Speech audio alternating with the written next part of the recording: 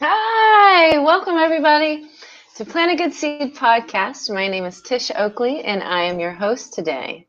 We're going to be joined today by some awesome folks, Jessica and John Rao, here in just a second. They've been busy this morning. Part of what we're going to talk about is the hemp industry and how it gets clogged up and mired down with political issues. And it's, as we all know, it's not just the hemp industry now, is it? So the real bigger picture is that people trying to find natural health cures. Hey, there they are, right on the farm. Hey guys, can you see us? There you are. How's it going? It's going great. How are you doing today? Good. So I was just starting to say that you guys have already almost had a full day today, haven't you? We have actually, yes. We've already been harvesting for a few hours. We're on our way to hang everything to dry after this. Yay! 6:45 this morning, Yeah. so it's we've got a full work day in already. Woo. And good thing that Sally didn't get in your way, huh? Yeah, we got very lucky. Yeah, right. Can you tell folks a little bit, if you don't mind, introducing yourselves and telling folks a little bit about yourselves? Yeah, thank you. Well, thank you for having us on your show. We're super excited. Yeah, I'm so glad you're here. So I'm Joe. I'm John. And we are the co-founders of Cannabis Consortium. So this is our second year in the hemp industry. And coming into the industry, we knew there was going to be a lot of obstacles, a lot of challenges, especially because we're but I feel that for us, until we really dove in, we didn't get the full picture of the challenges that we would see. So it's been quite an adventure, and we're excited to still be here. Well, you know what you're talking about is really part of what's going on still in the hemp industry is there's no guidelines. There's no playbook. There's no, you're kind of writing it as you go. There's nothing, other industries, like if you wanted to build automobiles, you can study people for years and visit factories and do all kinds of things. But with the CBD, especially in North Carolina, that's really hard to do. Yes. And there's been kind of an act against all of that, really. So when science becomes a more legitimate part of the conversation, I think there'll be a really big shift. And I think we're leaning toward that. So that's really exciting. I think all of us at least around the country, are hoping for that big shift for science to take the first hold, right? Go science. Well, can you tell us a little bit about how you guys, why are you doing this? I mean, why get into hemp? Why cannabis? Why CBD? What caused you guys to go in this direction? I'll take that one, I guess. I've always had a passion for horticulture. I studied that at NC State a little bit, and cannabis as well. And so when the pilot program in North Carolina started out, I kind of kept my eye on it for a few years, and then started to put a plan together, and spent 6 months calling processors and other farmers and seeing how they were doing, how they were able to sell their crops, and just getting the information behind it. And then April of 2019, we went full time. I quit my day job, and we leased the property out here and started planting. So it's just really nice. Oh, I can't hear you guys. You're breaking up. I don't know if other people can hear you or not, but somehow we lost volume. Can you hear me? It looks like you got muted. Did you hit the mute button? For some reason. Oh! Can I hear you now? I still can't hear you. Oh my goodness.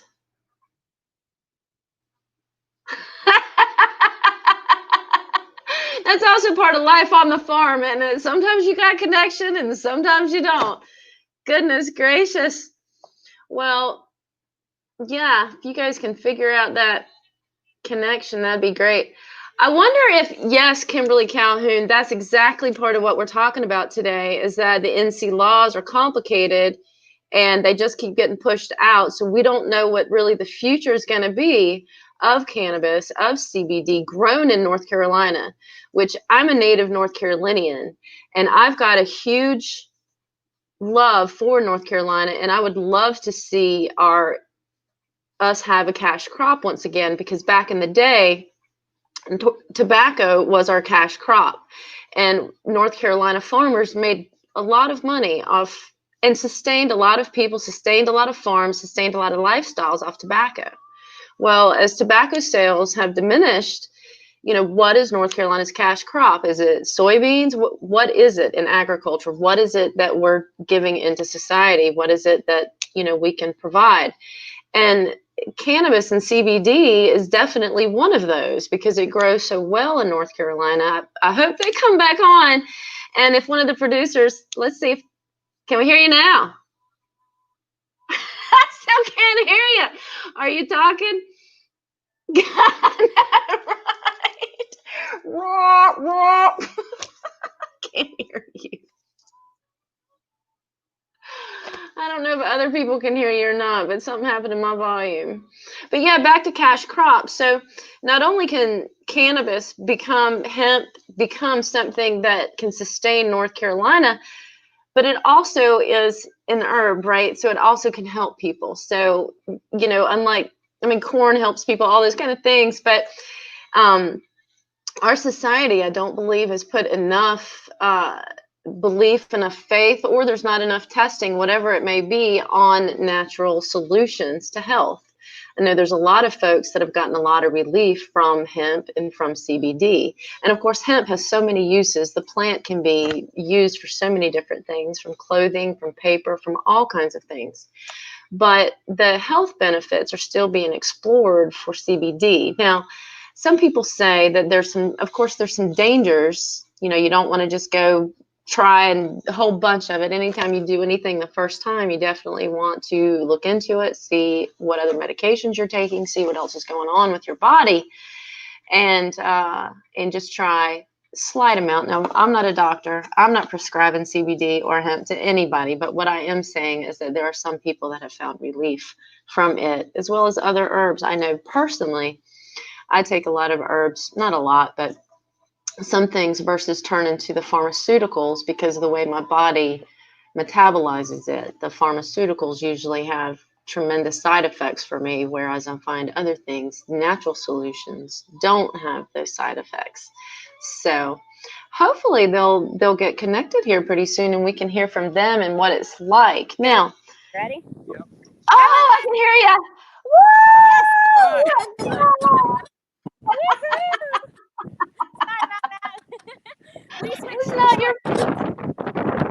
We switched over to the short field, so hopefully that'll be a little better. Okay, well, good deal. I was just trying to, I definitely don't have the information you do, but of why this is important, why we even talk about this. Why are you farming cannabis and hemp? Why are we even talking about what's important? So the last question, why did you, so John, that was awesome for you to tell me about your horticulture background, but why cannabis? Why did you choose this plant to farm? Well, like I said, it's always been a personal passion of mine, and one of the things that's come out of this and been so rewarding is just hearing all the feedback from the people that it has helped, and that's really been such a driver for us both. That above all else, hearing that feedback from people saying it helped me with whatever it was that they tried it for and they liked it, and that's been really rewarding. Yeah, and something for me that kind of goes along with it is CBD can do so many things that it has kind of a reputation of being a snake oil. That can't be possible. It can't do all of those things. And then you get a random brand that you try at a gas station or in a drugstore that isn't pure, and now you think it doesn't work. So a part of it for us is definitely just providing a product that's pure, that works, that shows people, hey, you can try something alternative, something safe, and it doesn't have to cost a bunch of money. And that's amazing. That is, because it's so much more. Corn feeds people, but it doesn't actually improve their health, or change their state, right? Because that's what we want to do, that naturally, which is one of the things that we're so aligned with. So let's talk a little bit more, because it's such an effort, because I know this from other farmers, to be an organic farm. I mean, just that in itself has got so many things you guys got to do to bring us, your consumer, that pure product. Like, for example, so I don't know if you can tell, but I'm in a different place. I'm hanging out with a friend of mine, and he showed me something. He's like, this is all natural. And I looked at it and I was like, it says ingredients, what natural ingredients, but we don't know what's in that. So it's, a lot of people are also being told that they're consuming natural ingredients, but they don't know what that is. Whereas with you guys, Cannabis Consortium, I mean, I've been on those fields. You take it right from it's awesome. I mean, you're not putting pesticides on there. You're not putting chemicals on there. You're not poisoning you know what I mean? It's so natural. So can you tell us a little bit about what it's like to be an organic farmer? Yes. Well, I'll let you take that one. I feel like John has had the most of the grasshopper excitement this season. Grasshopper, caterpillars. Grasshoppers, caterpillars. I mean, so for us, I mean, like you said, we're not using anything on the plants. So that creates its own challenge. Yes. The ponds on the field to water the fields. Yeah. Yep. We're using castings to help grow the plants, so they're not going to be 10 times the size that they could be, maybe. Yeah. But we also know that we're putting nothing else in what we're growing, and that makes us feel awesome. It should make your customers feel awesome. I mean, like I said, whenever you put something in your body, and a show we had here, a podcast we had a few weeks ago, Ludi the Menton explained to us how our DNA actually has triggers on it. And we never know what's going to trigger, either like skin issues, digestive issues, or even something major, that we never know what's going to trigger it. It could be the chemicals that are being put on our food, or the genetic mutations too, because that's a whole other part of organic farming, isn't it? That you can't use anything. Mm-hmm.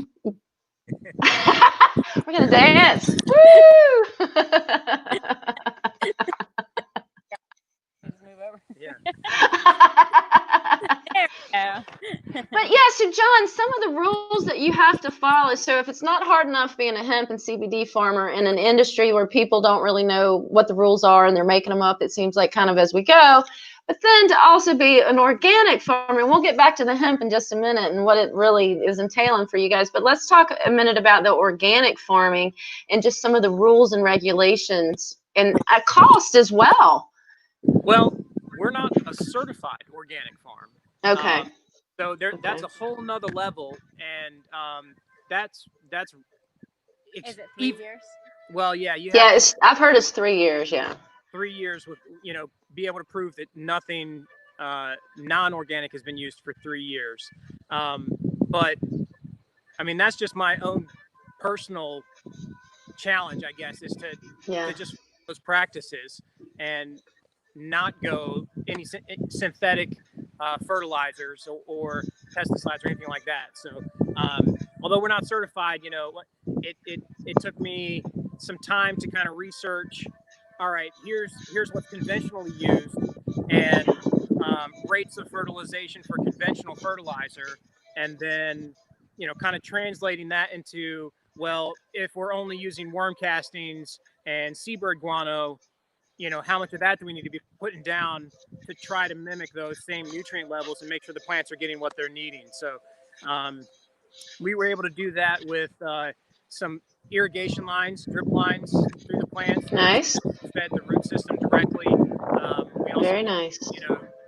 Just did some like foliar sprays and applied the nutrients directly to the leaves early on in their growth stage. So those are the things that we've done to just try to meet those challenges. Yeah, but the plastic. And the water. So one of the things is it's very common in the hemp industry is plasticulture, which is essentially when you form your row, you're putting a layer of plastic on top of the dirt to keep plants from keep the weeds down. Okay. And so one of the things we did this year was found a company called Film Organic, and their plastic actually is biodegradable. So after we're done, I'll just disc the field, and it's more fertilizer for the field. Nice. And it's a great thing for us because trying to get the plastic up from last year was absolutely horrible. Yeah. So we're glad. No. Yeah, that's. I mean, again, you learn every year, and that's one of the things we learned last year. So, and just being more aware and more conscious of what we're doing and what we're putting on the land, and realizing that plastic, was not a good idea last year. Not only did it cost us a bunch of labor, but it's plastic, and it's not good for the environment. We had to pick it all up. So yeah. We're polluting to do it. So yeah, it's nice to do that. Yep. Anytime you can complete that full cycle of nature, right? Because that's really my thing is balance. And so if you can complete that cycle and purpose for something else, purpose for something else, purpose for something else, and it just keeps going, is really the way nature's intended to be. So you're working with nature in that way. But so that's really interesting. It's so funny when I asked you about organic farming and you first started talking about the health of the plants, right? Trying to make them big and strong. That's a farmer, right? Ooh, let's make it grow. But let's talk about the darn caterpillars and locusts. So when you're trying to do things naturally, you can't just spray. I remember my great uncle just spraying away all kinds of stuff that stunk. Not yet, at least. No. I'm still working on that solution. This year and last year, physical removal. We're going out there and shaking the plants off. Watching all the insects fly away and fall to the ground, and hoping that they don't come back. Essentially, I mean, there are some things. Diatomaceous earth is one. That one's really good. And then I've been doing some research on ionized water. I still haven't really reached any conclusions for myself on that, but that may be something that we might be able to use in the future to kind of as a integrated pest management catch-all. So I'm hoping that'll be the case, but again, I haven't made any conclusions on that yet. Gotcha. Now, there's also insects that eat other insects too, right? Yep. There's some beneficials. We did those, some of those last year. We had some greenhouse plants last year for a little while before we put them in the field. And so one of the big things for cannabis is mites, especially in a greenhouse setting. They really like dry conditions, and without rain, obviously it's pretty dry. So we had mites in the greenhouse last year, and so there's beneficial, essentially predator mites that you can release and have them eat the bad ones. Praying mantises are good, ladybugs are good. But part of the reason we moved everything outside last year was because this farm has such a great ecosystem that those pest problems went away. If I noticed a plant that had mites on it, the next day I would come back and notice that there's predators on it. Yay! The cycle works. It's a lot easier being outside. Yeah, you see a couple aphids, and then the next day you'd see a bunch of ladybugs all over that plant. So that makes things a lot easier. So we need to figure out what eats the caterpillars. Yeah. I mean, I know the turkeys have been eating them, but aside from we'll celebrate a little more at Thanksgiving this year. And fat turkeys and wasps. So as much as I don't like stinging insects, it's kind of nice to see wasps running around the field. It's there's a purpose. Each one has a purpose for something else, doesn't it? That's right. That's totally to just be out here seeing all. That's really cool. Really something. Yeah. And we were going to talk about it at the end, but let's go ahead and talk about it now. And people are going to have a chance. If you're in North Carolina, people are going to have a chance to come out there and see it for themselves, aren't they? Yes. So this year we're doing a Harvest Your Own event. So we want everybody to just get to know us and get to see what we're doing out here. I feel like there's so much miscommunication about cannabis, about hemp. And I feel like it would just help break down a lot of barriers to just be out here, to see it for yourself, to take home your own. So we really hope people come out. Tish will be here leading our Yes. Yes. So it's going to be awesome. It's going to be really fun. I'm excited to just see what people think of it once they're in person with it. I know for me, I mean, I had a lot of misconceptions. There was so much I didn't know before getting into it that is just, it's kind of mind-blowing to be out here in person and see it and smell it and see where it comes from. It's really neat. Pictures really don't do it justice. Yeah. As they never do. As you know. That's right. And that's right, because when I first drove up, what I just kept like, whoa, my eyes, because I'll be honest with folks. I mean, we all do what we do, and we did what we did, and, to be able to see things live is just such a different, and it's such a clean farm too, is what I really was amazed by. I mean, even though there were some weeds, it was really clean, and it felt, the atmosphere was really nice. I mean, the layout was just beautiful. So if anybody wants to get back, wants to see what it's about, learn about it, touch it, smell it, even that was something. Just driving in, it was like, whoo, you could smell it. Get some aromas. I got it. Jamming up our. There he is. No, I was wondering. Too bad you can't train him how to shake the bugs off the plants. Yeah, we got to get him digging up the roots. Get him on the harvest team. He's got a lot to learn. He's got it easy now, man. But it's only so long, huh? Right. Because even your children, I don't know if Mark or Ankit are there, but I sent them your pictures, because even your children were getting, it was really cute. I mean, it's really a family harvest. It's a family environment that you guys have with Cannabis Consortium. It's just beautiful. It really is. And honestly, at the beginning, a part of it was just because there was no choice. I mean, it's us and it's them. Well, that's what we're doing today. So come out and help us. But honestly, they've really enjoyed it. They're learning a ton. Last year, they learned how to clone. They've planted the seeds with us. Wow. The seedlings with us. They've done everything. They're here when we're here, and we ask them to pitch in, and they do. And they've learned a lot. It's been really fun. Well, I don't want to go too much in a different direction, but I think that's part of what is missing from some of the family values that we have when people keep their lives separated and their kids are, I'm doing this, but you're going to do this. And there's not enough now there's, people eating together, but actually doing stuff and accomplishing stuff as a family. There's so much of that that's not happening anymore. So that's an awesome thing that you guys are getting them involved in all the things they're learning.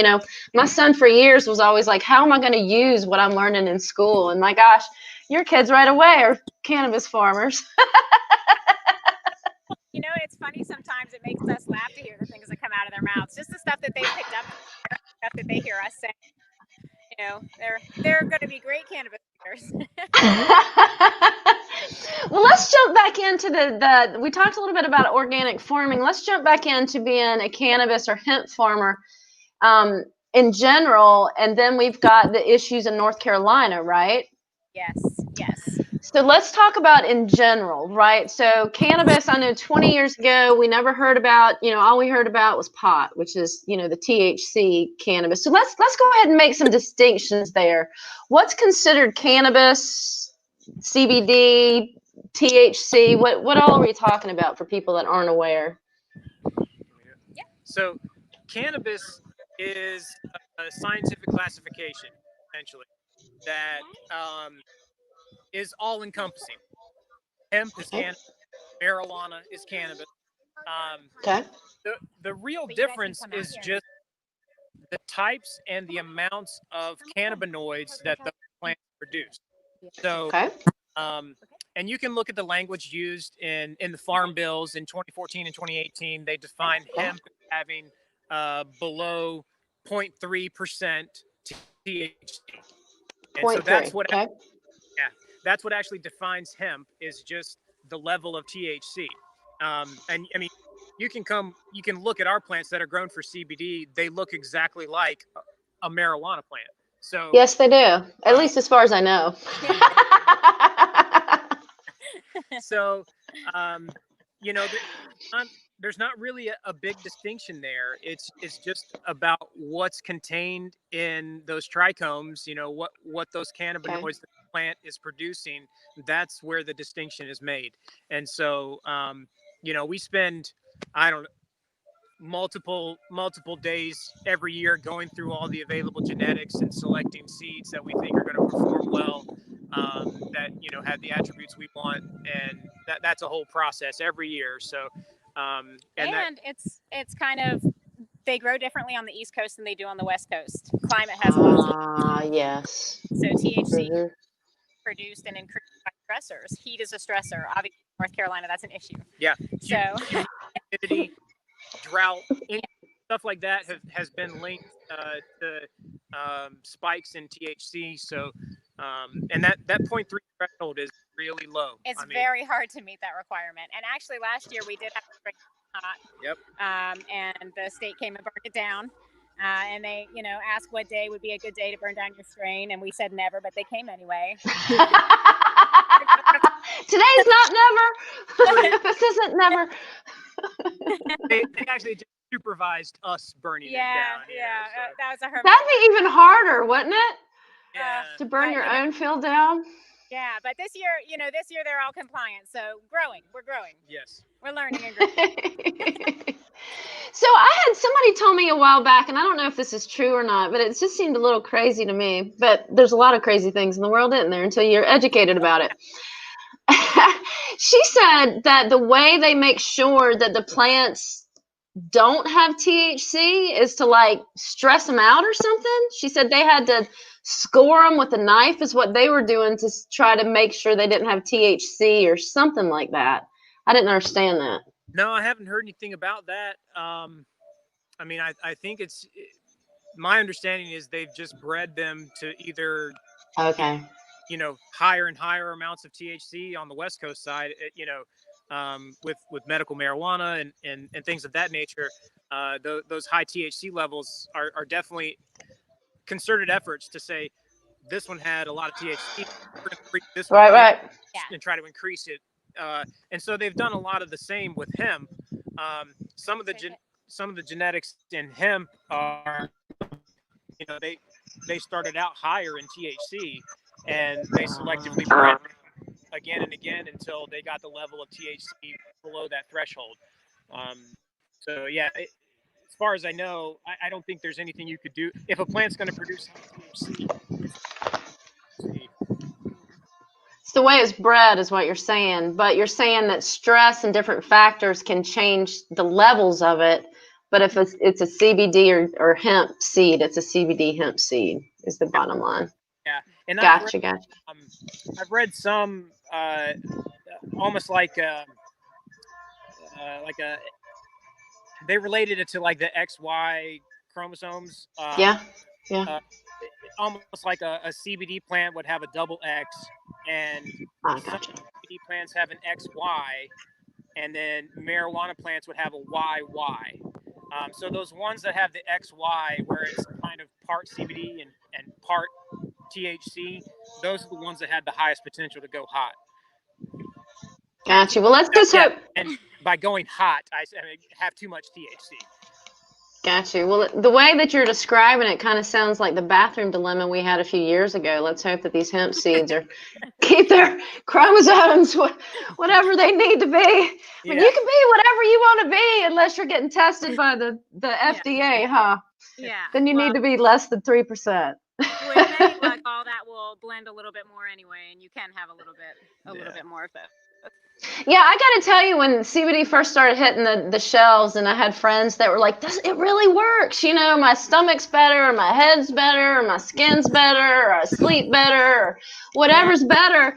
I made fun of them all because I was like, it's got THC in it, because the thought was, and then, folks like you definitely show how the testing and all the stuff that's got to go into it to prove, because you can't label it and sell it if it's got it in it.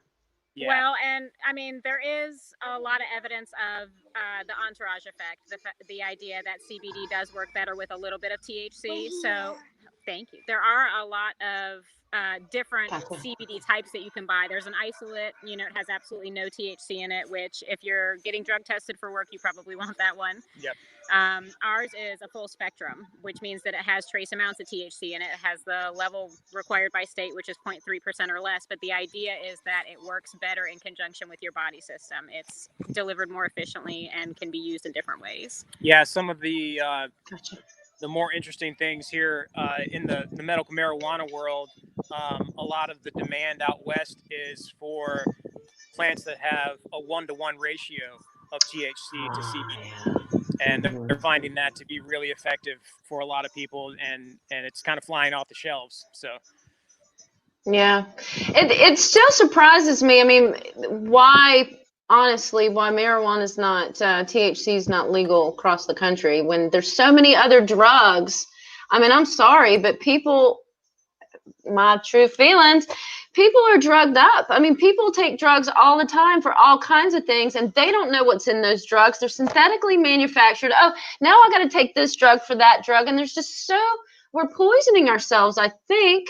And the side effects they list are insane. I mean, death. You could die. Yeah, exactly. You hear a drug to get rid of a headache, but maybe they're like, oh, but it might give you stomach cancer. Sorry about that. But you don't have a headache. Isn't that great? So, the North Carolina Cannabis Lobby actually has huge things going on right now. You can go to their website. It's nccannabislobby.com.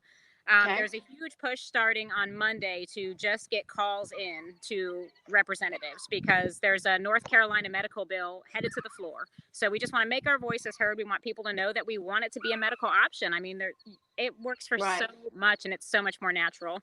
You can say hi. Hi. Hi. You guys did a good job this morning. Way to go. That's right. Cool. So let's talk a little bit then. If we're talking about medical, let's talk about the relationship between cannabis and CBD farmers and doctors and the medical community. So what kind of efforts, my first thought is, if we want to get a bill passed, we definitely need the politicians, but we also need doctors to recognize CBD and cannabis as a viable solution, something that somebody can potentially choose without a lot of side effects, right? Yeah. I mean, bottom line. So, hey, there's more farmers. You got a whole clan of farmers. Hey. Hey there! How y'all doing? Good. We're doing good. Good. You need to show us your dog here pretty soon. Bandit is over here. Because we saw him. He was trying to help this morning. He was chewing on something. Not sure what it was. It looked like it was hemp. Hopefully, just a hemp stock. Just getting his CBD in for right. Your dog's going to be one of the best feeling dogs of all dogs eating that hemp.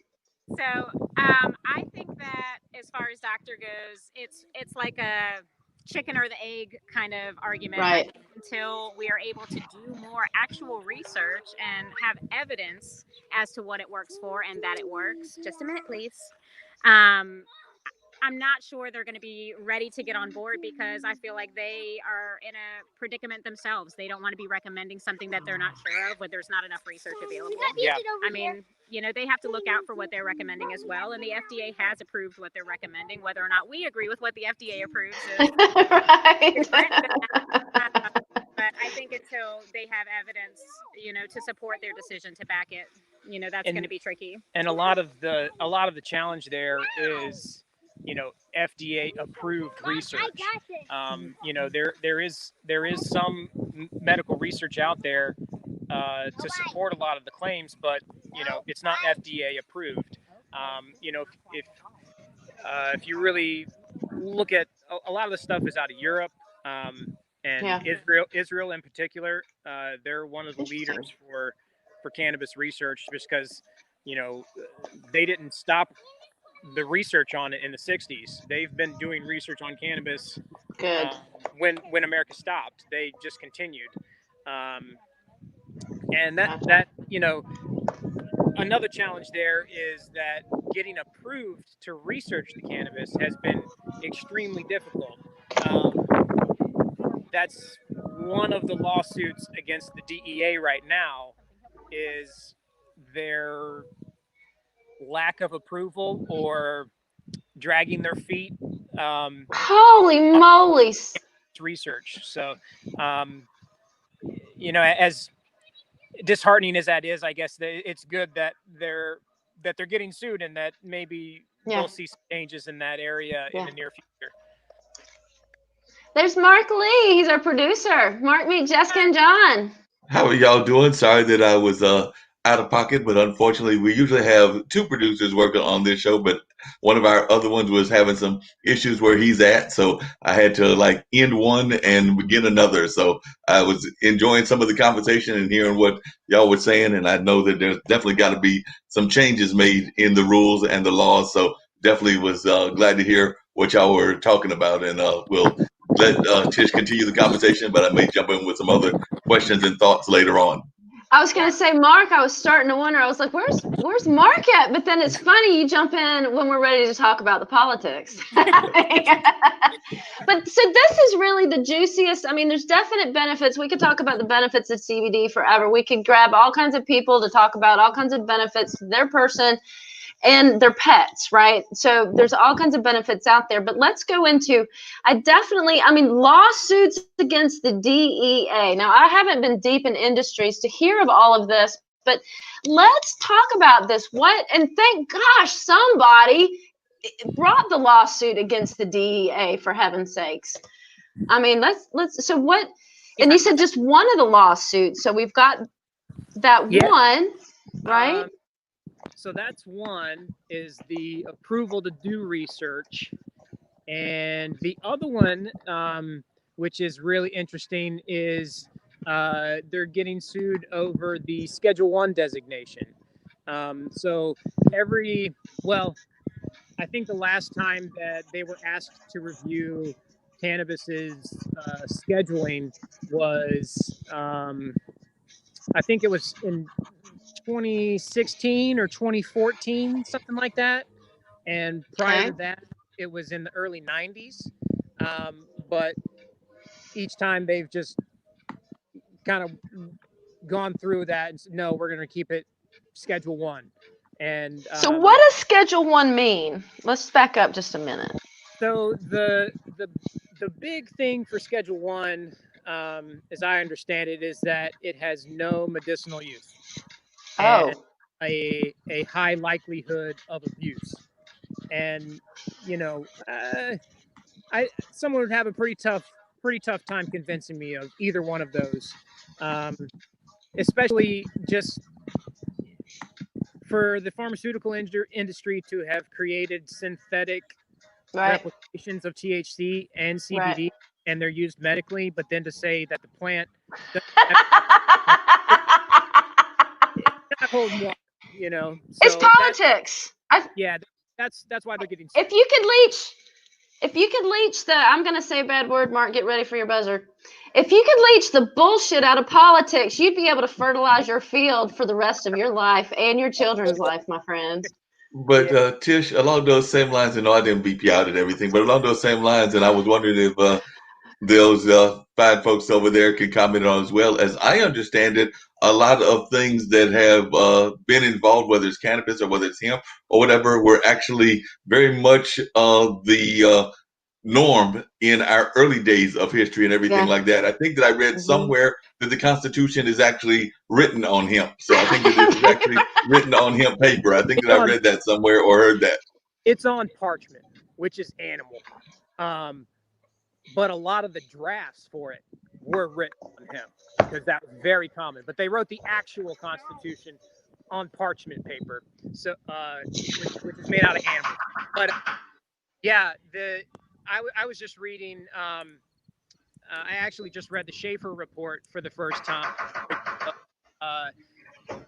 Nixon he formed a commission to research cannabis and or marijuana, I guess specifically, and it turns out he didn't follow any of the recommendations of that commission, and that's really the kind of final push for making that illegal and for the Schedule I designation, and that was in 1972, I want to say. Wow.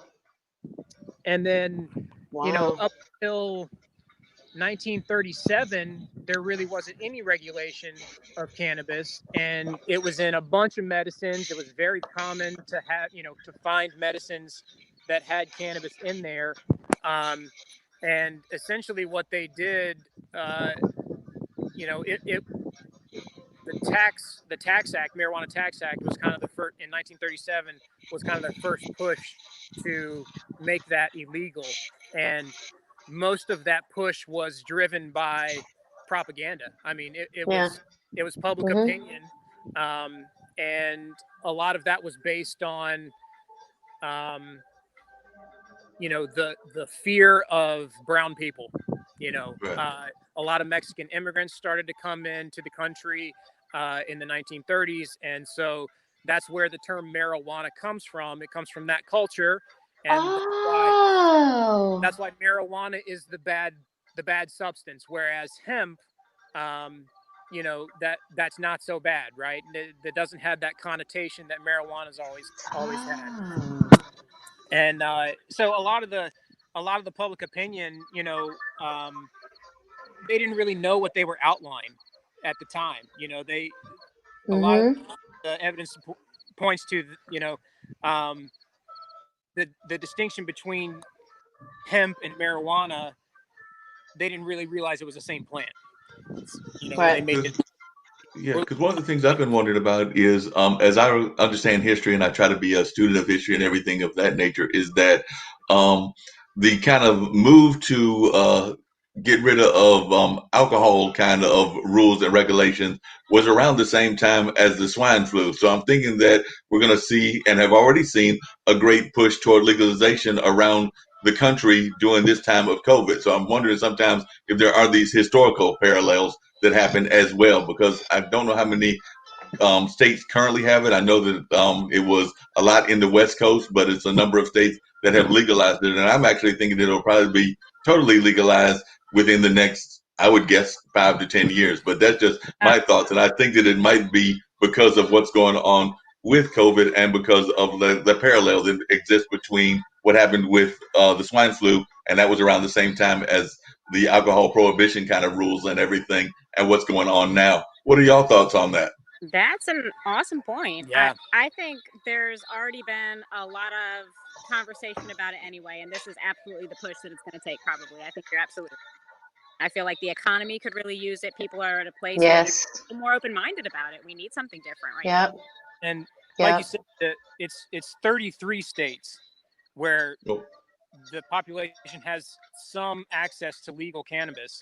And I think it was 25% of the U.S. population. Out of those 33 states, it accounts for 25% of the U.S. population. So, it's kind of silly to think that large of a segment of the population has access, but there's no federal regulation of any kind. Right. And, no federal oversight. They're just kind of ignoring 25% of the population. So, hopefully, which is a lot of people. Yeah, that's a whole lot of people. Now, what is y'all's because I've had conversations with friends of mine. I actually, just for my own personal reasons, don't smoke anything or anything of that nature, but I sometimes have friends, and I'm definitely about folks freedom to be able to do whatever they want to in those regards. But I have some friends that are definitely always trying to think of it as a gateway drug. So when you hear people that try to make that kind of conversation about it being a gateway drug, what is your argument against them? Because I do hear folks that try to talk about it being a gateway drug to something horrible. Sure. Well, I was just going to point out the exact opposite. I mean, the states where cannabis use has become legal medically or recreationally, opioid use is way down. I mean, that's exactly the opposite of what a gateway drug would be doing. Yeah. Would it not? Well, but the opioid use being down, if you're talking about pharmaceutical opioid use being down, that's the problem, because then the pharmaceuticals are losing their foothold and losing their share until the pharmaceuticals can figure out how to sell this and make money off of it. It's going to stay. At least that's been my opinion, because I don't understand it. Like Mark said, what you do, I mean, like, if you want to eat meat, eat meat. If you want to be a vegetarian, be a vegetarian. You want to drink alkaline water, you want to drink spring water. It's your body. It's your life. You know what I mean? And it just gets me because there are proven, but I've got to go back to a point, if I could, that I just think is so friggin' ironic. So the government has labeled this class 1, but yet there's not a great deal of research on it, and nobody's doing research on it. And there's even a lawsuit for research. So in my mind, how did the government classify it as a friggin' class 1 if there's not the research body out there for it? Well, okay, go ahead. Well, it's so funny because I just read this report for the first time, yesterday. But that Schaefer report from 1972 called for lots of research to be done.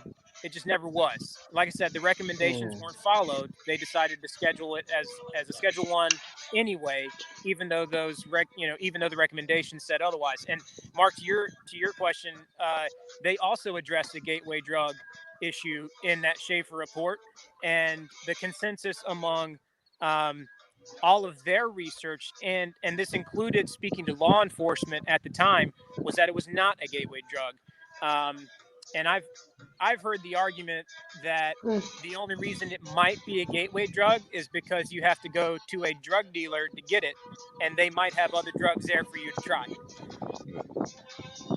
So right now, like I said, there's so much going on in the industry right now. There's so much to look into, and we do have a link on our site for some of these things. But one of the really big things going on right now is the MORE Act, M-O-R-E. Okay. And this is exactly what it's trying to do. It's trying to decriminalize marijuana. It's trying to decriminalize cannabis. It's trying to expunge the records of people who have been in trouble with cannabis. It would allow cannabis industry people to have access to loans. Yeah. So it's a really big, important one. It's a great time to voice your concerns about getting it passed because it would do so much. It would at the very least decriminalize it and change it from that Schedule 1 substance. So what should people do then? You're saying that we need to, you had mentioned before that we needed to contact our legislature, right? Yep. If you go to our website, we have a section of how to take action from home, and we have links. Mark, can you pull that up? I can do that, but I was actually going to ask them as well if they would say that website so folks can hear it, but I can also pull it up and bring it up as well. But if you'll tell folks the name of that website, we can definitely pull it up and all of that. Oh, sure. It's Cannabis Consortium, NCNorthCarolina.com. And we've got a link to just kind of the bigger things that are going on right now. We have a link to find your representatives so that you can contact them. Some of them have some sample scripts that you can kind of just fill in the blanks. But it's just really important to make your voice heard. I mean, the idea is that 2/3 of Americans want to see cannabis legalized. And if they start hearing about that, they'll have more of a reason to vote yes for us on behalf of all of us, to give us more access, to give us more research, to decriminalize it. I mean, it's in a category with heroin. Yeah. I heard a comedian, one of my favorite jokes, I heard a comedian talking about, the difference. Now, this was alcohol and pot, but he said, when you get drunk, all kinds of things, you can get in fights, you can get in car accidents, all kinds of things can happen. But what's the worst thing that's going to happen when you get high? You're going to forget your keys. So, I mean, and that's why it's just the research. So the lawsuit against, tell me about that lawsuit and where we are with that lawsuit, even about the research, because I understand people want evidence. I get it. Yeah. So I'm not real sure where they are with that. The latest thing that I read was that they were looking at the approval process for research in cannabis, and I believe that the action was the DEA said, okay, yeah, we will address how we are looking at these applications. And I don't know, how satisfactory of an answer that is, but that's the latest that I read on it, at least, was that, they took the lawsuit and said, okay, yeah, we'll look at how we are approving or disapproving these applications to do research. So, and I believe, I want to say that there has been a couple of approvals given here in the last year. Well, that's good. And one of the big things that's been holding back research is that the cannabis is only supplied by one one university. Ah. Or something. Yeah, it's either Missouri or Mississippi. I think it's Mississippi. I think it's Mississippi too. And so they have one strain of cannabis, which when you think about it, that's not what's available. That's not what people are using. So, but the point is, again, just like we learned from Ludi, is my body's going to react differently to that strain than your body is. Yep. That's right. Right? So if you just test one strain, you're just going to get those people's effects on that strain versus it's kind of, to me, like, I look at it kind of like wine. The first time I had wine, I was like, oh, I don't like wine. Now I absolutely adore wine because there's like so many different kinds out there, you know, and they all taste different, for heaven's sake. The different years, they taste different. That's exactly right. For me, when I was first trying CBD for anxiety, I tried 4 strains before I found one that worked for me before we were making our own, you know, and it was a different strain than what worked for him. And yeah, it's all very specific, just like you said. Gotcha. And so what's that? Go ahead. I was going to say, now let's take it down a little bit further to North Carolina. We've been talking kind of generally about nationally the dialogue that's going on. But here in North Carolina, Jessica, you were telling me about the farm bills that are approved, not approved. I mean, 315. I mean, gosh, it's almost like they don't. I feel like when I was reading about it, the government doesn't really know which direction they're going in, and they just keep kicking that can. And you guys, we have people in the industry that can is your life, and they just keep we'll address it in another 2 months. So let's tell folks a little bit about what, I guess, is it 315 is, and how that's affecting you guys. What's 315? Which one is 315? That's the bill. House Bill 315 included a ban on smokable hemp. Okay. One of the other things that it did, though, or would have done, was to give North Carolina the authority to write a plan for the USDA. So essentially, you know, the pilot program for hemp is set to expire on October 30th of this year. And so that was the deadline that the USDA gave to all the states to write a plan that meets our requirements. You can be more restrictive, but you can't be less restrictive than the USDA. And so in an effort to pass the North Carolina Farm Act, they stripped all of the language regarding hemp out of the bill. So North Carolina doesn't have the authority to even write a plan. So at the end of October, we hope we're not criminals. Basically, what we were told is that as long as we have harvested all of our plants and they have passed the state tests by October 30th, then we are safe. We can continue to use it to process our oils and to sell it. But after that time, basically, our license is invalid. Anything left in the fields can be seized. It can be burned. We can be charged for it. So it's just, there's a lot up in the air in the industry all the time. When we first got started and we were trying to set everything up to create a business, we couldn't find a bank that would work with us. We didn't want to take money from the bank. We wanted somewhere to put our money. That's crazy. There's, that's another thing that's on our website that is it's just a really important issue right now. It's the Safe Banking Act. And cannabis professionals do not have access to safe banking. You can't do anything without a bank. You look like a criminal. We can't operate in cash. Here's $8,000 for worm poo. So, and it's just the red tape is endless. It's surprisingly endless, and the things that you run into are things that you just kind of can't believe. And so there's just a lot of reform that needs to happen, but a lot is happening right now all at the same time. It's an election year, and it's just really important, if you have the time, to just try to take a look, try to point and click, just try to know what you can help with. I mean, there's a lot that we need help with. That's not going to happen without some laws changing. Speaking of reform, how many of the traditional industries of North Carolina farming are actually turning to cannabis? Because I know North Carolina has always prided itself on being a tobacco industry and a cotton state and things of that nature. So, how many folks are actually turning to cannabis as an alternative? Because a lot of those industries are in trouble now. It was a lot last year. It's less this year. As a commodity, hemp biomass really tanked last year. They started writing contracts that were essentially about $40 a pound for hemp biomass, and this year they're what is that? Like $10 a pound.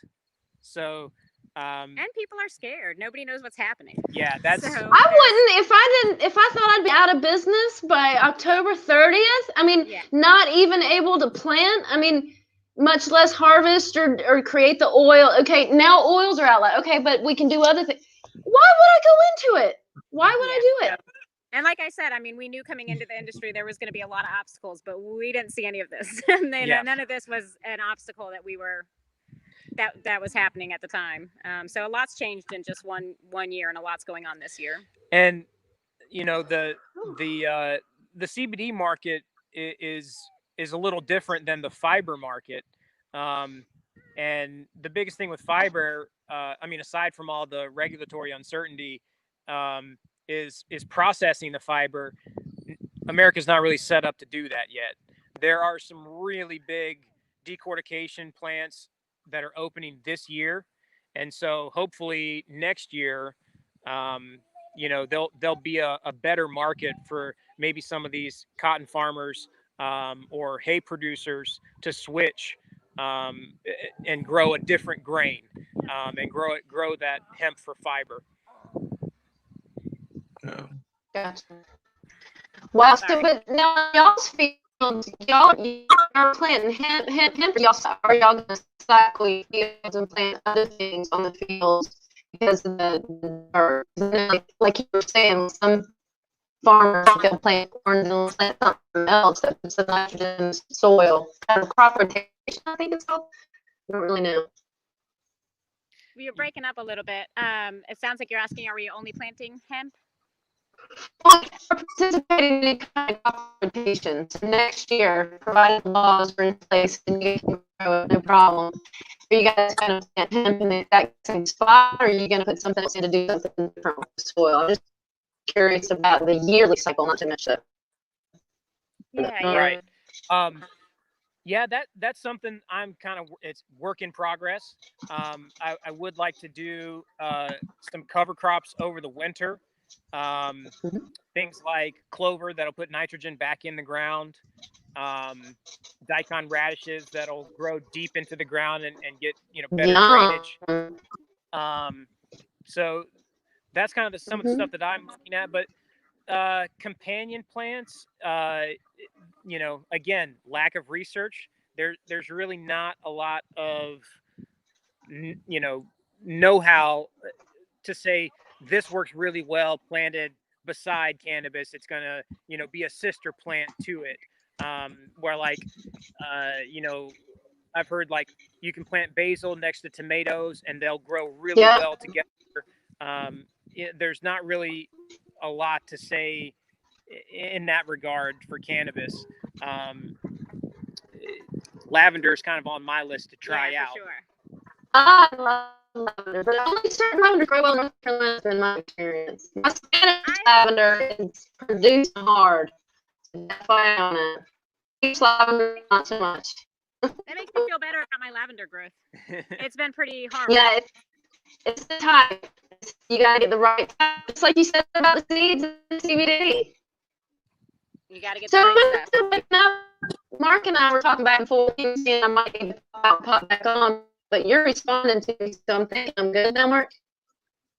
It's still breaking up on this end. I think that they were saying the same thing, so you might need to pop in and out. I might just ask them a little quick questions about their background, and we'll see where we can go from there and everything. But y'all have gotten into farming and everything. I'm going to let y'all know that I grew up in a rural town. I grew up in Warrenton. I'm a Durham native, so I grew up, and I remember that when I moved to Warrenton, and I think I was a youngster at the time, that the folks would get out of school for farming. So I was a little bit jealous of them for that reason, because there would be a couple of weeks that the school was a little bit emptier and it wasn't as big. So how long have y'all been involved in the farming industry, not just in the cannabis industry, but both of you, did you grow up in this kind of farming environment, or is this something that y'all decided to do much later in life? We basically just kind of jumped off a cliff and decided it's time for a change and we're going to try it out. And that's what we did. So that's why we're leasing land. We kind of wanted to see if we could do it. So this is our second grow year. And like we said, we're kind of learning as we go. But with everything going on with the pandemic, you know, all the schools are operating so much differently. So in a way, it's been nice to be able to have the kids so much more involved this year. You know, last year, a lot of it was they would be with us on their breaks, on their track outs. And this year they get to see a lot more of it. So that's been a positive. So that's been real positive that y'all have joined. Hey. Yep. The internet Wi-Fi stuff. So not good. Still having the same issue. I don't know what's going on. You're talking about the next thing. Let's talk about what you guys make out of your CBD and your hemp, and how people can use the products. What is she at? I can't. You're still breaking up really bad, but I think you asked about what kind of products we make with our CBD. Yes, that's what she was asking. So we sell a couple of different things. We've got just essentially raw hemp that you can smoke. We also have a tincture, which is CBD suspended in MCT oil. And we also have a cream that was a topical lotion product. What are some of the things that folks might?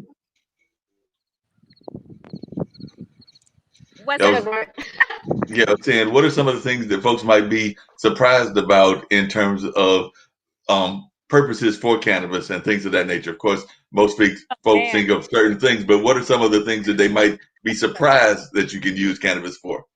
So let me tell you what we do in our house, because we like to be able to try to answer questions. We would like to be on the research end of things. So for us, the way we do it with our basically unlimited supply of CBD, we say, have you guys seen my big fat Greek wedding? And the dad is always using Windex on everything. He's like, oh, I'll put a little Windex on it. So that's basically how we operate. We're like, we try to for it. We use it for a bandit for teething right now. Our dog, so it's wow. Humans and animals use the same kind. It's just a much smaller dose for animals, so we don't sell a human and animal specific brand. But we put a few drops on his milk bone, and there is a very noticeable difference. I mean, he goes from laying on the floor whimpering at us, chewing on everything, to just kind of feeling a little bit more mellow, being a little bit more nice. We've used it on sunburns, we use it on cuts, we use it for sleeping, joint aches, I mean, sore muscles. I was joking with a neighbor the other day that had a doorbell issue, and I was like, well, put a little CBD cream on it, see what happens. The doorbell. Why not? Get the ding dong right again. No problem. So that kind of goes back to this lack of research. Nothing that we say is FDA approved, right? I can't make any medical claims. Yes, the FDA does not approve any of these statements, you guys. Yeah, that's one of the things the FDA can do right now. They've issued warning letters to companies that they've singled out and said, you guys are making medical claims in your advertisements, or you're putting it into food. That's a very thin line that we have to walk there. Yeah, and it's the same with advertising. We're not allowed to advertise almost anywhere. We have to get creative with letting people know that we exist as an option. I mean, we're a really pure family-run company, and we have a hard time getting our name out there because there's a lot of question about it. People aren't sure. So something as simple as like a Google ad for our website. Google doesn't accept any CBD advertisement, so we're just kind of out of luck. Oh there. wow. Yeah, big names, surprising names. So that's one of the reasons. Well, it could be, but at the same time, it may not be that surprising because they may be politically motivated. Maybe so. I hate to keep bringing this political conspiracy thing into it, but I can't figure out any other reason, for something that people have shown the relief from it, and why are we not paying attention to it? But yet we still, batter people with chemotherapy, radiation, drug. All this stuff that hurt people. And I remember my grandfather was on type of emphysema medicine, and it made his skin so you couldn't touch him because he would bleed. Oh, man. That's okay. Yeah. So anyway, that's exactly right. So there's just, I think, there's a lot to be brought to the conversation, and there's just a lot of misconception available. So a big part of what we like to do is just talk to people and just tell them about our experience with it and the things that we know about it, and people are usually pretty surprised. Yeah. We have so in addition to being able, good, Mark?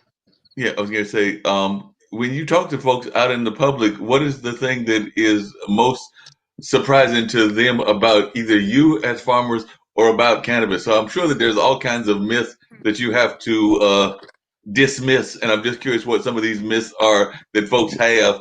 We definitely talked about some of them, like the gateway and some of the other ones, but what are some of the other things that y'all hear from your neighbors and others when y'all are awakening them and having these very enlightening conversations with them? Well, I think the biggest thing is that there's a lot of confusion between hemp and marijuana. And people are very surprised to find out that a cannabis plant is a cannabis plant, that it's a different in genetics.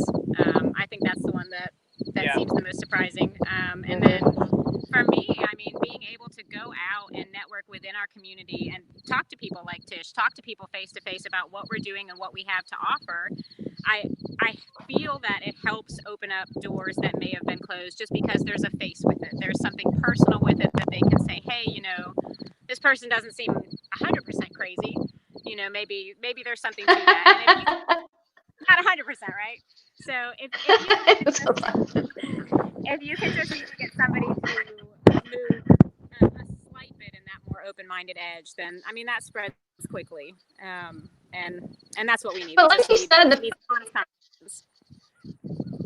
the fact that you guys take them yourself and you're not growing 3 heads and you're not in the emergency room and that you use your own product.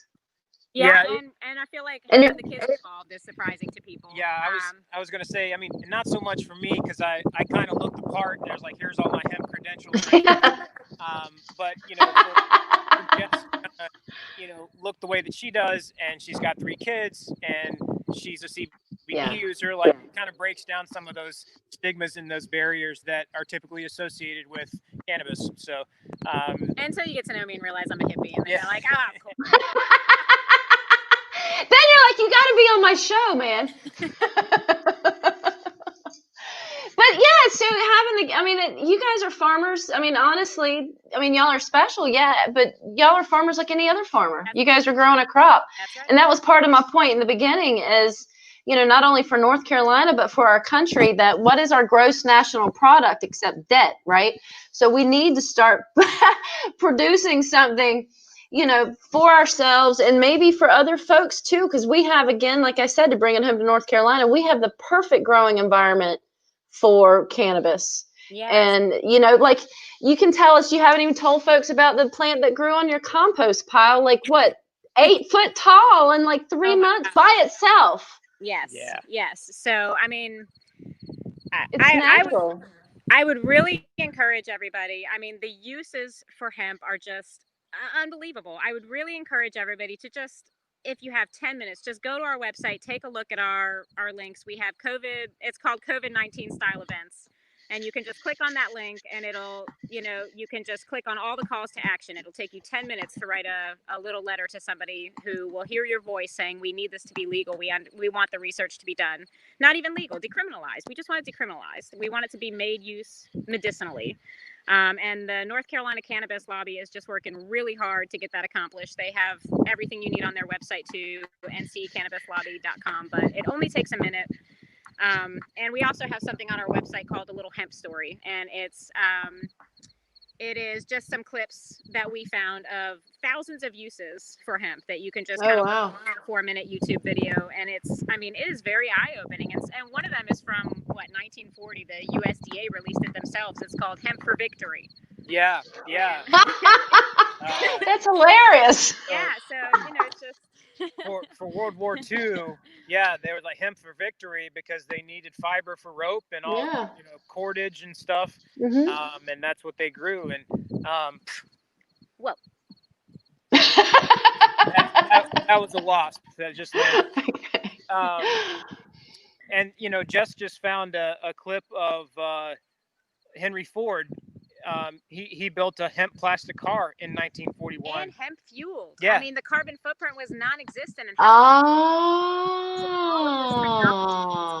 For us at our disposal, we could be making bricks. We could be making paper. I mean, it's endless. Yep. Everything. It's a crime that it is criminalized. Yeah. Honestly. Well, right.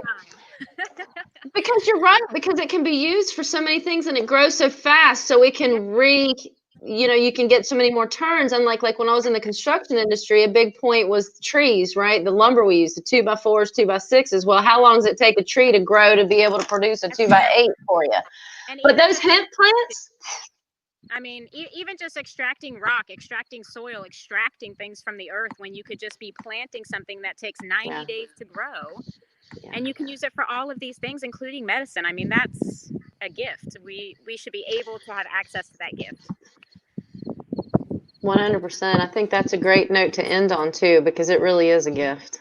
It's a great gift and everything. I was actually getting ready to try to bring up some of these things that they were talking about, because I had actually found on their webpage the Hemp for Victory. So I thought that might be fun to bring up and everything. So I was actually going to add to the stream and let folks check that out and see what that's all about. You folks will be glad to know that we actually have, as one of our sponsors, our dollar store here on IBM.TV. And one of the things that they do sell here as one of their products is CBD oils and things of that nature. So they actually encourage some of that involvement. So we're glad to see that from one of our primary sponsors here on IBMTV. So they definitely do make that product available and do a good job of that. So like I said, they are able to talk about how it's helped folks with pain and things along that line. So we definitely have had that in the past as well. So definitely just wanted to share that with y'all and all of that. So definitely it's something that is encouraged by a few folks here and all along those lines. But just out of curiosity, I know Tish was getting ready to wrap everything up and we were kind of alluding to it, but what careers were y'all doing before y'all decided to take the mad journey to become farmers? Because like I said, y'all said that y'all were not raised in the farmland in here in North Carolina, maybe raised in the city. So what journey were you on before you decided to go on the cannabis journey in terms of what y'all are doing with the farm? Sure. I had mentioned earlier that I studied horticulture a bit at NC State, but I ended up in the construction industry. And my last job was actually as a restoration estimator, which I went around to insurance claims and wrote estimates on how much it would be to repair those insurance claims. Things like water damages and fire, stuff like that. But this has been very handy for our curing process because John knows a lot about drying. So we just have kind of felt like everything in our path has kind of helped us lead up to this point. I did a little bit of everything, to be honest. I did AFLAC. I was a paralegal. And before all of this happened, for the 7 years before that, I was a stay-at-home mom. I was staying home with everybody. So we took a huge risk, gave up our one income, and jumped off a cliff like lunatics. And it's been fun. Well, at least it's a soft fall into the hemp fields, huh? Yeah, that's exactly right. And you know what? we've got a lot of help with the anxiety. So Yeah. that's good. Well, you're actually helping people is the thing. That's been one of the coolest parts, to be honest. We get a lot of feedback from the people who use it from us, and we've heard from a bunch of people using it, from things as small as headaches to really, really big major medical things, and we've gotten great feedback. So that's amazing. That feels amazing to be growing something that's useful and helpful. And the fact that you guys do it all natural, there's no pesticides, there's no anything, and the fact also that you guys do it yourselves. So if somebody if somebody buys anything from Cannabis Consortium, they know that they're getting 100% pure. Yeah. That sounds really good. What advice would you give to other folks that might want to be bold enough to try to go into any form of farming, whether it's the cannabis or whether it's anything else? So what advice would you give to folks that are thinking about the new careers? Because I'm sure that there are some people that might be thinking that farming is the way to go with all that's going on in the world, and they might want to go back to the land. Because I remember even my own parents at one point were part of a small garden collective and everything. So they went to separate careers, one in art, one in the philanthropy world, but they definitely for a minute tried their hands at farming. And my grandparents on my mom's side were definitely into farming. So what advice would you give to folks that want to go into farming, whether that's for cannabis or any of the other farming industries that are out there? You got anything? All right. My advice would be to really take a hard look at regenerative agriculture and do as much research as they can and work towards that, because it hasn't been it's not something that's really been pushed. We've been relying on synthetic fertilizers for so long that that's kind of the way of the world right now. And so anything that they can do to minimize their inputs and to make the ground work for them, not try to work against it, to force it to do things, make the soil healthy, and you'll have a good farm. And so that would be my advice, is really take a hard look at regenerative agriculture and the practices there, and try to adhere to those principles. That's a great one. Yep, that sounds like some great advice. And I have a funny feeling that farming block around the country is going to be a very important block in this next election, because I know a lot of folks are being impacted by different rules and regulations. So I think that that's going to be a real important block, but I'm not sure which way they're going to go. But I'm definitely hoping that the small farmers will come out and turn more for the progressive side, because I definitely feel that that block has been hurt by a lot of decisions that have been made, both in the cannabis industry as well as the farming industry in general. Would you agree with that? That's right. I definitely would. Yeah. Would you agree? Yeah. Cool. Well, we're gonna put up they're just doing some great things and some amazing things over there. But I'm gonna put up that story that you were talking about from 1942, and I know that Tish had also sent some pictures, so I will see if we can't pull those up of your family, because I'm telling you, the kids look like they were just having way too much fun on the farm, and I think that that's sometimes something that is not known about kids on farms, because I know that can be a real amazing thing. Just to share a little story with y'all, I remember that my parents at one point had a couple of rural products, so they had and rural animals, so they had rabbits. I think there might have been, of course, the cat and dog, chickens, and there was a family goat. And the goat actually wound up being in our rural town, the neighborhood goat, because he was a billy goat. So folks would come just to wrestle the goat. That was kind of their fun of recreation. They would come by and wrestle. And by the way, we were never original in naming our animals. So the dogs were Blackie and Brownie. The cat was Mr. Squirrel, because he chased squirrels. And I want to say, oh, wait a minute, we were original with the goat's name. I think the goat's name was Kissy or something like that. So we were original with the goat's name. But I just remember folks coming by because they knew that they could grab those horns and wrestle him, and they were having way too much fun. Well, we also, like you said, the kids were having fun on the farm, but anybody can have fun on the farm next week, right, Jessica? Yeah, everybody can come have fun. Please come out and join us and see us and just take a smell. It's completely free. Yeah. We're kind of like Jimmy John's next weekend. The smells are free. And it's on Eventbrite, right? For people that want more information, they can go to Eventbrite, and I guess it Harvest Your Own Hemp is what you're calling it. Yep, just type in Harvest Your Own, and we've also got a link to it on our own website. Cool. Fantastic! It's going to be awesome. And Sounds like it's going to be great. Leading us in some calming Tai Chi, so you should come out and meet her in person as well. It's going to be awesome. You should come, Mark. It's going to be great. Thank you so much. Thank you for having us. Thank you, guys. Sounds like it's going to be really great. Yeah. So we'll go to the Hemp for Victory one and see if we can't bring that up and everything. Hopefully this is going to work. We're going to find out how good I am. Okay.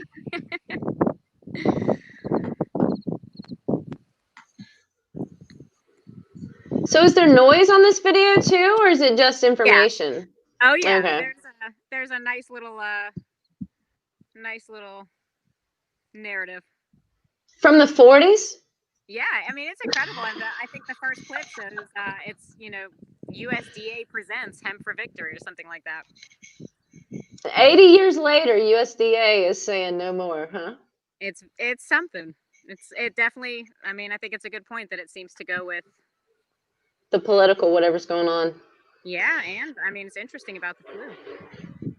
No, about the flu. Yeah, if they find it for the use. I mean, I'm still amazed that as of October 30th, we don't know if there's going to be any more cannabis grown in North Carolina, right? Yeah. Yeah. Yep. So our Department of Agriculture is trying, because I think there's 5 states that don't have plans put in place that currently produce hemp under the pilot program. So they're hoping that they can come up with some sort of transition. But, as of yet, we haven't heard anything, and, it's not that far away. It's not. It'll be here before we know it. How we doing, Mark? Doing good. It's actually up and running. I think that the audience can hear it. Y'all should be able to hear it as well. I've got it up on full volume. Oh, so are we not still being broadcast? Yes, it's still being broadcast. The video's up. Oh, the video's being broadcast. Yes. I get so confused sometimes. I know, me too. I get going on. I know. I'm like, what do we do? What are we talking? What are we doing? So, so I think that's it. Thank you guys so much, for real. This has been really fun. I really appreciate it. I know you guys had to jump through a few hoops to make it happen today, especially with your long day. But thanks for fitting it in, and I can't wait to see y'all next Sunday. So do I just show up? Yeah, just show up whenever you want. Okay, wonderful. And we'll play it by ear somewhat, I guess, and just have a good time. That sounds amazing. I'm very excited about it. Me too. Yay, we do. All right, Mark. In our hemp field over there, so we're gonna go check on those little wonderful kids.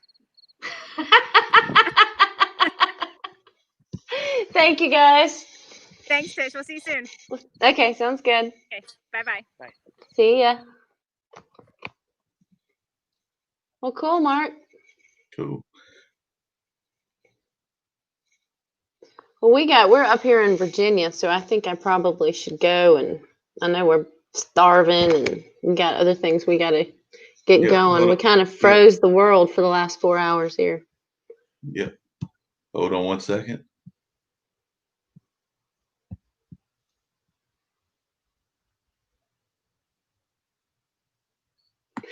It'd be fun if you could make it out to the Harvest Your Own next week.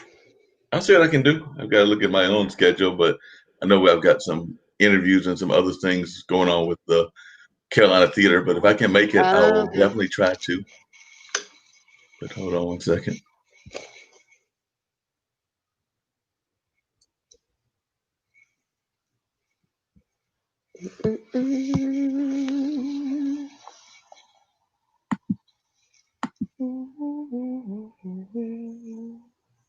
Oops, hold on. That was different. All right. Hold on. I think that it just did something weird. So hold on one second. Well, go back. All right. But yeah, that was part of the video and all of that. So I'll also see about trying to bring up some of their pictures of the family, and then we will wrap this whole up. But definitely they got to see a little bit of the video, and the video is on their website as well if they want to see the entirety of the video. Yeah. So like I said, that gave them a taste of what the video was all about and things along those lines. But I'm going to just bring up really quickly some of the pictures from their family farm. I noticed y'all wanted that earlier, so I'm going to I try thought to they bring were some. really cute. Oh yeah, those are some great pictures and all of that. So definitely enjoyed those pictures. So hopefully we'll get those coming up some more and see what's going on with their. Oh, there we go. There's some of the There they pictures of go. the family farm. Very nice. Yeah.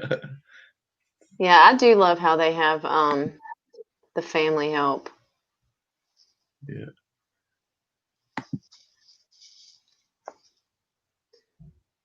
Very nice. Yeah.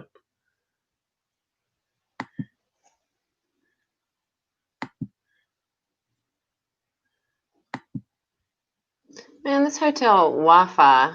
It's good. No, it's not. No, it's good. No, it's not. Yeah, it's good. No, it's not.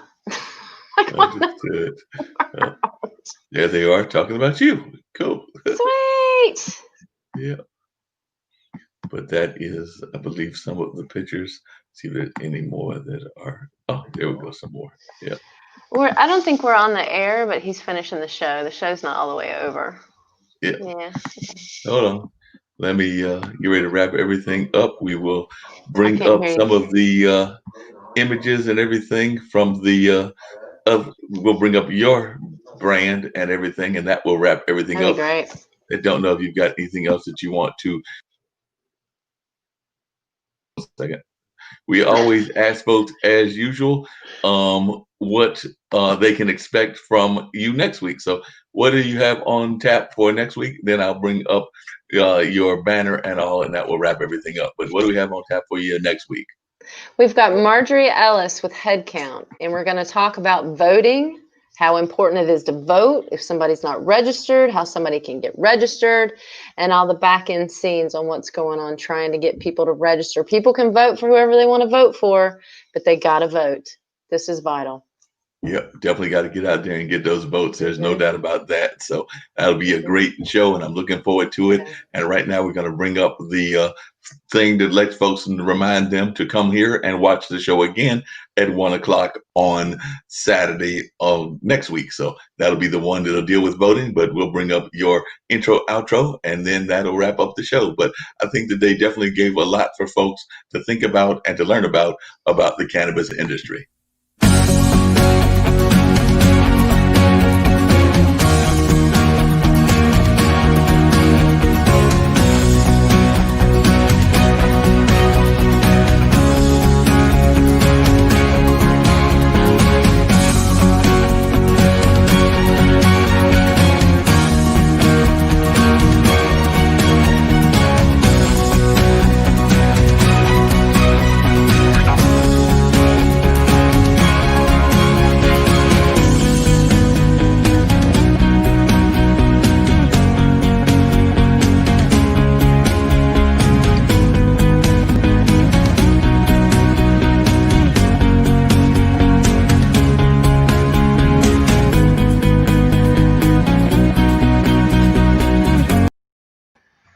And we'll also bring up our ambassador. Coronavirus से कैसे बचेंगे?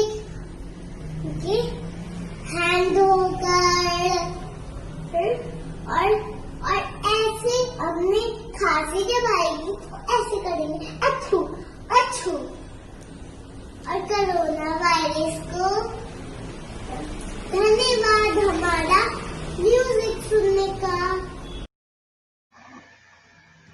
And last but not least, we'll